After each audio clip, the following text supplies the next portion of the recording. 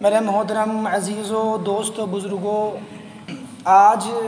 ایک ایسی ہماری ملی، دینی، مذہبی جماعت اور تنظیم کے متعلق چند باتیں عرض کرنا ہیں جو ہندوستان میں مسلمانوں کی بقا، مسلمانوں کی سلامتی اور ان کے تحفظ کے لیے کام کر رہی ہے اور نمایاں کارہائے نما انجام دے رہی ہے۔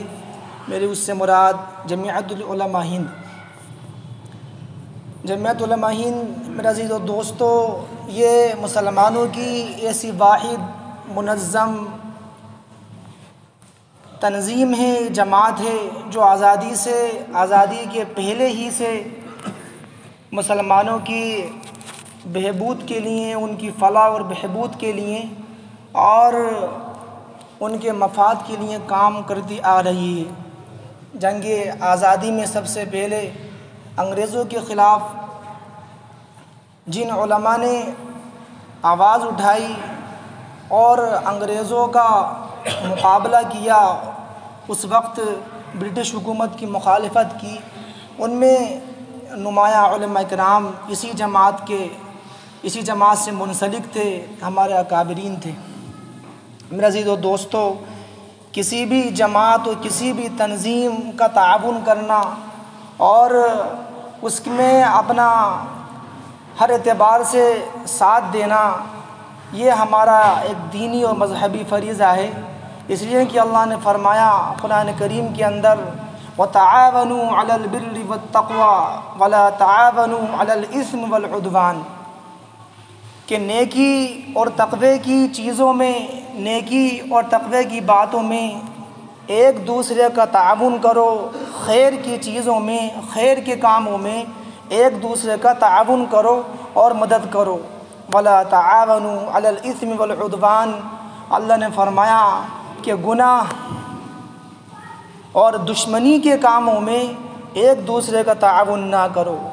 کسی بھی جماعت اور تنظیم میں اگر یہ چیزیں ہیں کہ وہ خیر کی طرف بلاتی ہے، اس کا مقصد اور اس کے اہداف جو ہے وہ لوگوں کی بھلائی، ان کی بہبود کے لیے ہیں، تو میرے عزیزو دوستو، ہمیں ہر اعتبار سے اس جماعت سے منسلک رہنا چاہیے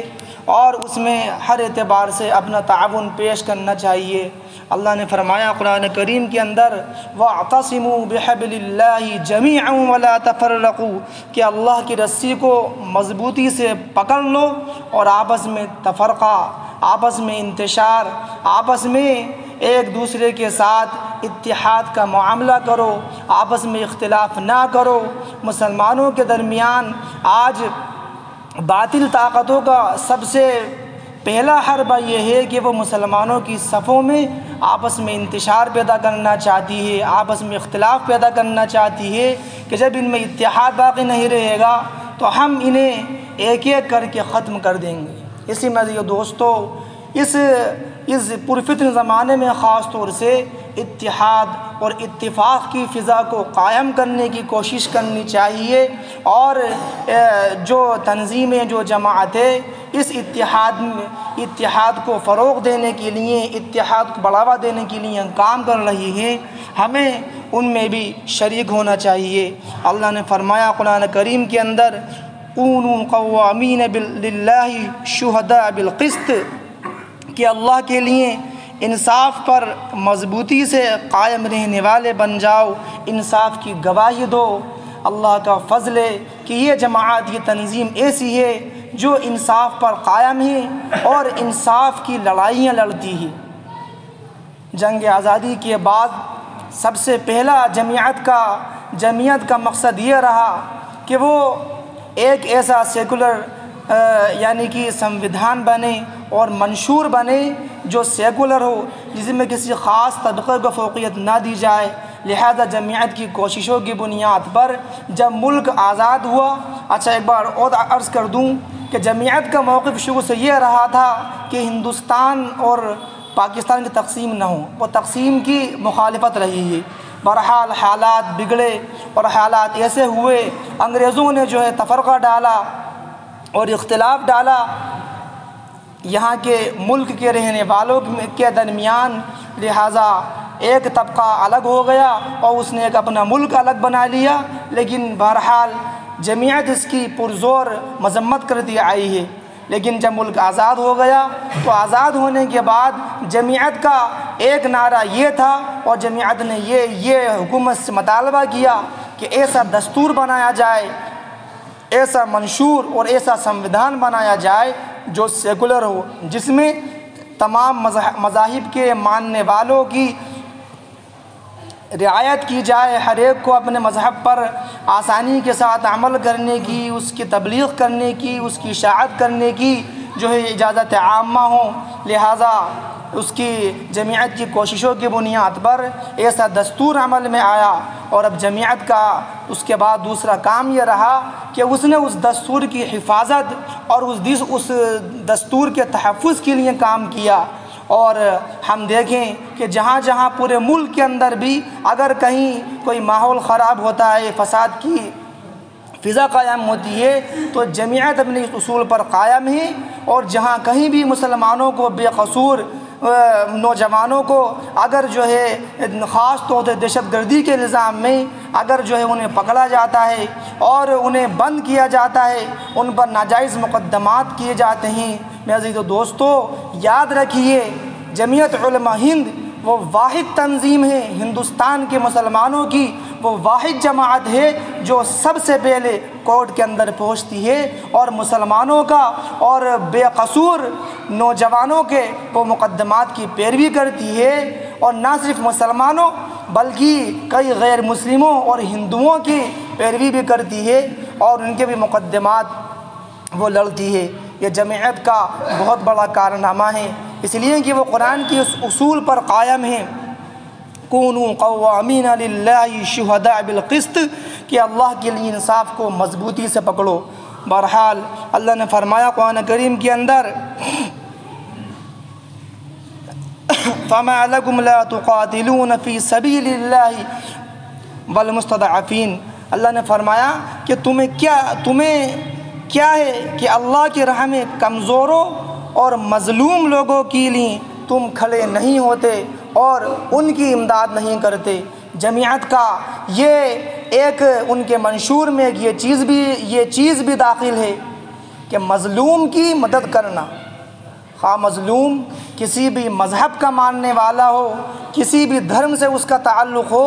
ظالم کے خلاف احتجاج کرنا اور مظلوم کی مدد کرنا، یہ بھی اس دینی اور ملی تنظیم کا ایک ہدف ہے اور مقصد ہے۔ میرے عزیز و دوستو اسی طریقے سے اللہ نے فرمایا وَتَعَاوَنُوا عَلَى الْبِرِّ وَالتَّقْوَى وَلَا تَعَاوَنُوا عَلَى الْإِثْمِ وَالْعُدْوَانِ، کہ نیکی اور تقوی کے کاموں پر ایک دوسرے کا تعاون کرو اور برائی کے کاموں پر، برائی کی چیزوں پر ایک دوسرے کا تعاون نہ کرو۔ جمعیت کے مقاصد میں، اس کے اہداف میں ایک چیز یہ بھی ہے کہ خیر کے کاموں کو فروغ دیا جائے، خیر کے کاموں کو عام کیا جائے۔ لہٰذا ہم دیکھیں گے اور پڑھیں، معلوم ہوگا کہ جمعیت نے نہ صرف دینی میدان میں بلکہ اس نے دنیاوی میدان کے اندر بھی کام کیا، مکاتب اور مدارس جو ہے اس نے قائم کیے، اور اسی طریقے سے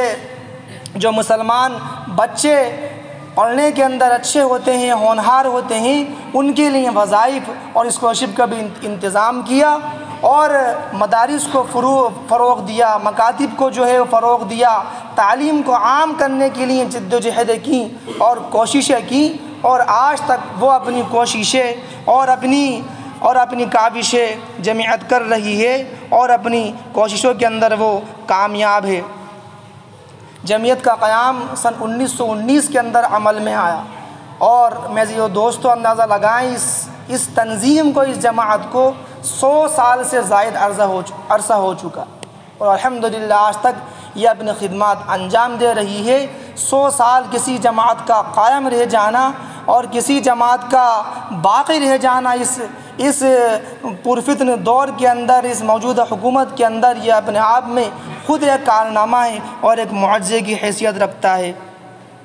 بہرحال جیسے میں نے عرض کیا، جمعیت کا جو بنیادی مقصد تھا وہ تحریکی آزادی میں اس کا نمایاں کردار رہا ہے۔ تحریکی آزادی میں سب سے زیادہ جن جن لوگوں نے اپنا خون بہایا اور جن لوگوں نے اپنی قربانیاں پیش کیں وہ سر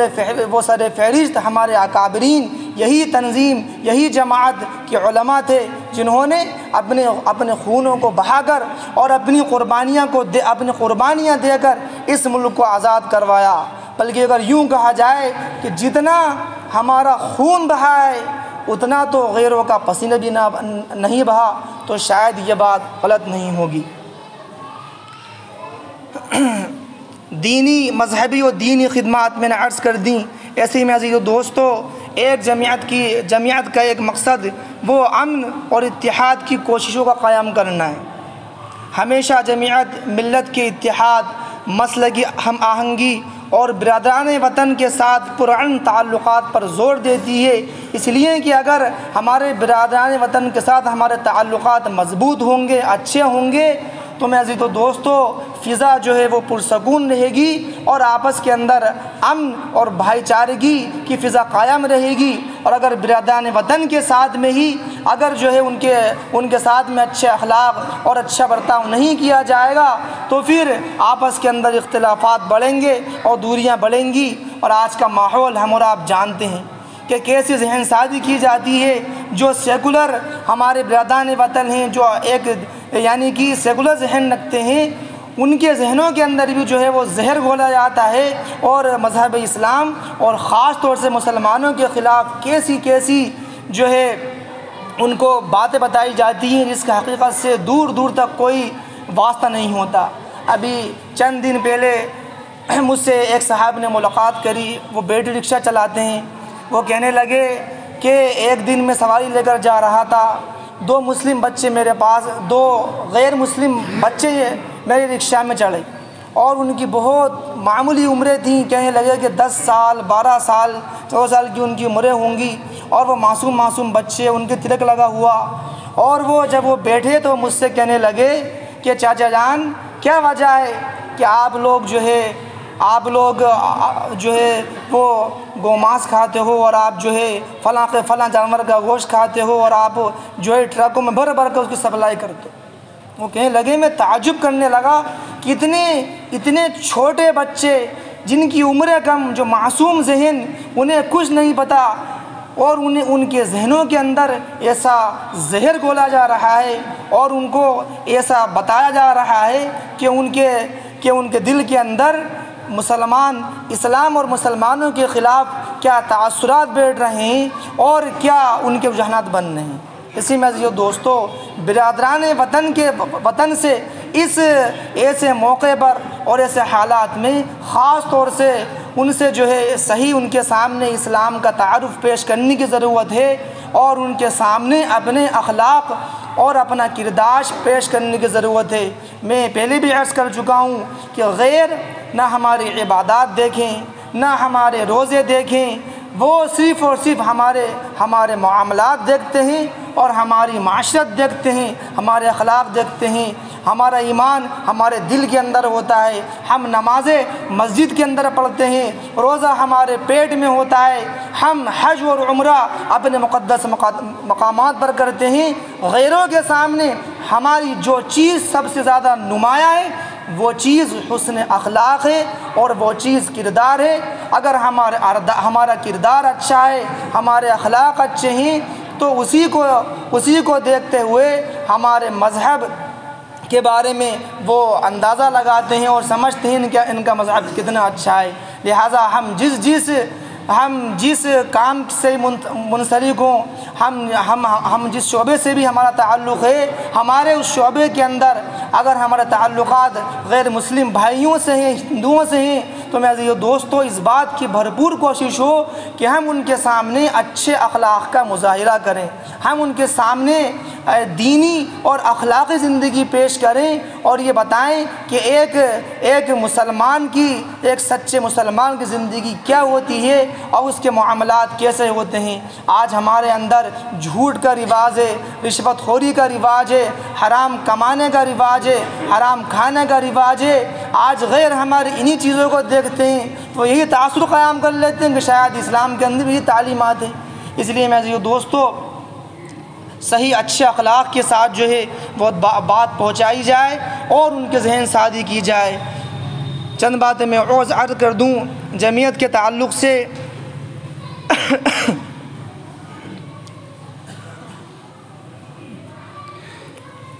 2007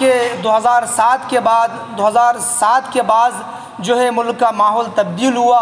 اور اس وقت جو ہے مسلمانوں کو ٹارگیٹ کیا گیا، نوجوان جو مسلمان ہیں خاص طور سے، اور ان کو یعنی ناجائز مقدمات کے اندر انہیں پھنسایا گیا اور انہیں جیل میں ڈالا گیا۔ جمعیت علماء ہند نے 2007 میں ایک لیگل کمیٹی بنائی جو قانونی کمیٹی تھی، اور وہ اس کا کام یہی تھا کہ پورے صوبے کے اندر، پورے ملک کے اندر جہاں کہیں بھی ایسے معاملات ہوں تو جمعیت جو ہے ان کی پیروی کرے، اور جو ہے جو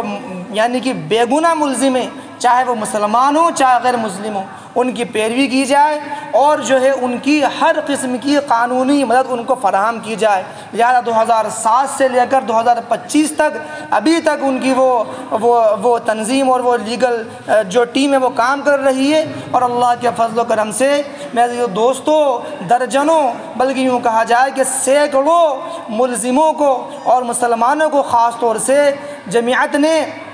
رہائی دلوائی، ان کے مقدمات لڑے، اور جو ہے نہ صرف ان کے مقدمات لڑے بلکہ مقدمات ہم جانتے ہیں کہ ہمارے یہاں کا سسٹم کیا ہے کہ ایک کیس اگر کورٹ میں چلا گیا تو